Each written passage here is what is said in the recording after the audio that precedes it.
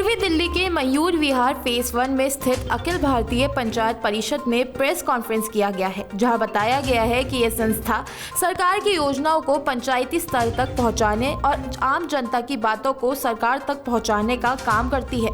आपको बता दें कि राष्ट्रीय राजधानी दिल्ली से प्रकाशित होने वाली मासिक पत्रिका पंचायत संदेश का विमोचन किया गया है। बतौर अतिथि के रूप में उपस्थित राणा एसोसिएशन यूएसए के संस्थापक अजय सिंह ने मीडिया से बातचीत के दौरान मौजूदा देश में हो रहे अच्छे बदलाव पर सरकार की सराहना की है। वहीं किसान के मुद्दों पर अपनी प्रतिक्रिया देते हुए कहा है कि सरकार की नीतियों को समझने के लिए उन्हें मौका देने की जरूरत है।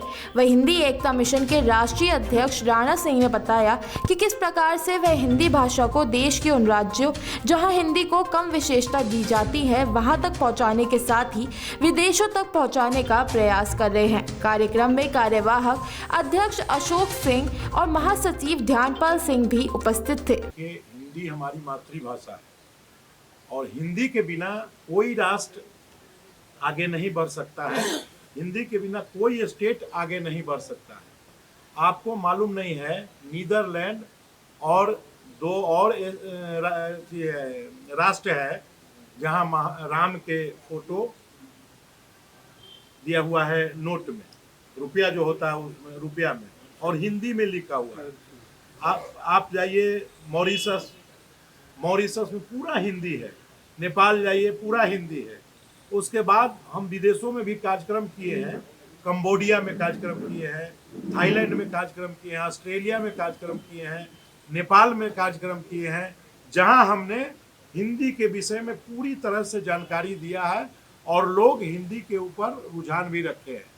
अभी आपको 12-13 स्टेट में जो हम हिंदी के लिए किए, जहां हिंदी बोलना भी गुनाह था, कर्नाटक में, चेन्नई में, बेंगलोर, ये आपको बंगाल में, वेस्ट बंगाल में, उसके बाद आंध्र प्रदेश में, तेलंगाना में, पांडिचेरी में, इन सभी जगहों पर हिंदी के विषय में हम समझाए हैं और लोग वहाँ हिंदी शुरुआत किए हैं पढ़ने का।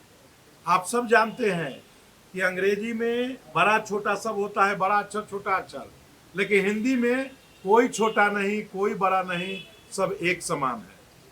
आपको बता दें कि बंगाल में जब पिछले बार 4-5 साल पहले हमारा कार्यक्रम था, तो ममता बनर्जी वहाँ के मुख्यमंत्री से मिल करके, और उनका ममता बनर्जी के भी लोभ था कि आप एक काम कीजिए कि जो हिंदी भाषी यहाँ है बंगाल में, उनसे हमको वोट के अथी करवा दीजिए।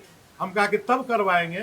पूरे वो बहुत बड़ा वहाँ स्टेडियम है, आपको नेताजी सुभाष चंद्र बोस स्टेडियम, जहाँ की 25 से 30 हजार आदमी जुटता है। हमारा आदमी भरने के बाद भी बाहर बचा हुआ था और उसमें मुख्य अतिथि के रूप में बुलाए ममता बनर्जी जी के, और उससे पहले हम कह दिए थे, अर्जुन सिंह भी हमारे साथ में थे, मंच पर एक साथ थे।